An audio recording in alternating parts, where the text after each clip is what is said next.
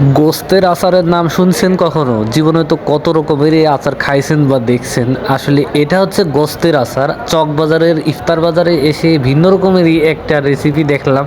এটা হচ্ছে গোস্তের আচার বলা হয়ে থাকে। আসলে এইটার স্বাদ কেমন আমি জানি না, তবে বেচা বিক্রি এত পরিমাণের আমি দেখে রীতিমতো অবাক হয়ে গেছি।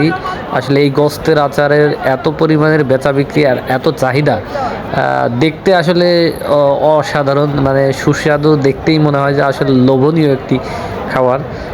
কিন্তু এটা বেচা বিক্রি আসলে খুবই খুবই জনপ্রিয় একটি খাবার এই পুরান ঢাকার মানুষের কাছে আর এই চকবাজারে। তো আসলে চকবাজারের ভিন্ন রকমের চকবাজারের ভিন্ন রকমের রান্না করা কিছু খাবারই দেখা যায়।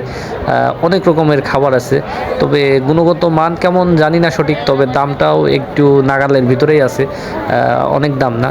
এখানে দেখতে পাচ্ছেন চপের আইটেম, আসলে কাবাবের আইটেম। কাবাব আছে, চপ আছে, যত রকমের চপ আসলে এই জায়গাটি আসলে পেয়ে যাবে।